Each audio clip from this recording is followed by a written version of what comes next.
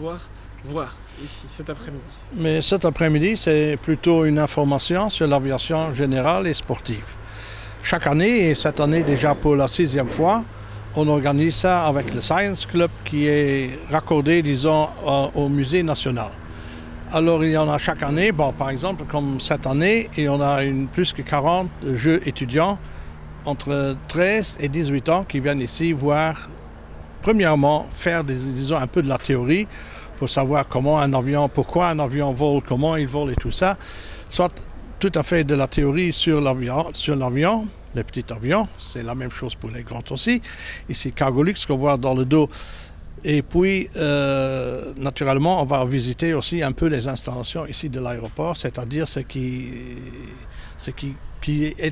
doit être avec tous les avions ensemble. C'est-à-dire que l'Air Rescue est ici, on va visiter l'Air Rescue, on va visiter les pompiers, la maintenance de l'Uxair et tout ce qui est ici, disons que les jeunes sont intéressés aussi pour voir comment ça fonctionne l'aviation générale ici. Alors qu'est-ce qui vous motive, vous personnellement, à organiser toute cet après-midi? Ben, moi, ça me motive là parce que pour le club, c'est naturellement très intéressant. Pour seulement vous dire, quand moi j'ai commencé ici dans le club, on avait 250 membres à peu près. Aujourd'hui, on compte presque 700. On va bientôt avoir le 700e membre ici dans le club. Et ça, c'est surtout disons, à notre publicité que nous faisons et aussi à nos journées d'information pour les jeunes. Alors, qu'est-ce qu'ils vont venir chercher ici comme information, ces jeunes? Mais ils veulent savoir comment ça fonctionne l'aviation, n'est-ce pas? Et c'est pour ça qu'ils viennent naturellement maintenant ici. Et ce qui est toujours, disons, intéressant pour nous, il y a chaque année 2 ou 3 élèves ou des étudiants qui sont maintenant ici, qui au mois d'octobre, quand ils commencent les cours en théorie, vont commencer avec les cours ici. Puisque déjà à partir de 15 ans, vous pouvez commencer à faire les cours. À 17 ans, vous pouvez déjà faire le brevet pour pilote. Hein. Ils viennent encore ici avec le bus ou avec le vélo ici parce qu'ils n'ont pas encore le permis pour la route. Alors l'objectif, c'est de leur apprendre voilà, les premiers gestes pour espérer voler rapidement.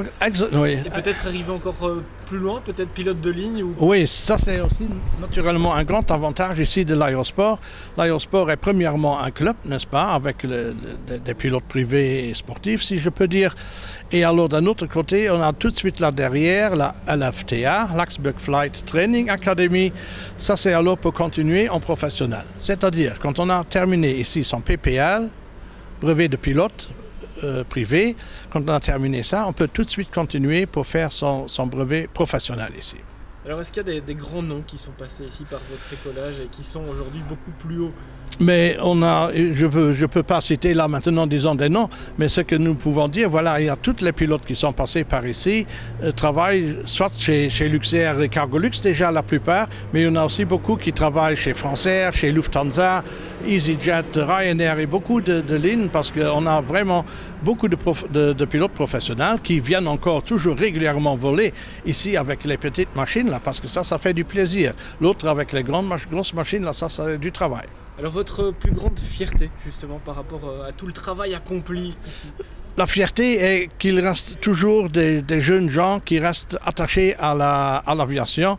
Parce que je dis l'aviation, ça c'est quand on est une fois ici, c'est un genre de virus là.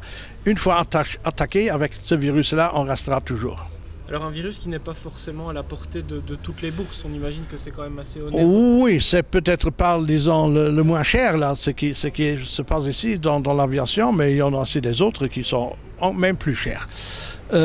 Ici, on sait exactement ce que ça coûte pour faire son brevet de pilote privé. On peut compter presque avec 1 000 €, n'est-ce pas? Et puis là, on peut naturellement dire, voilà, 10 000 €. On peut naturellement dire, ça c'est pas maintenant les 10 000 € qui sont mettre à la table de suite, mais non, durant le temps de 2 années, qu'on fait ça, le brevet, la théorie et aussi la pratique, on paye seulement en fonction de ce qu'on a consommé. Je peux dire, c'est-à-dire qu'il y en a beaucoup de jeunes qui, avec l'argent de poche, font ça.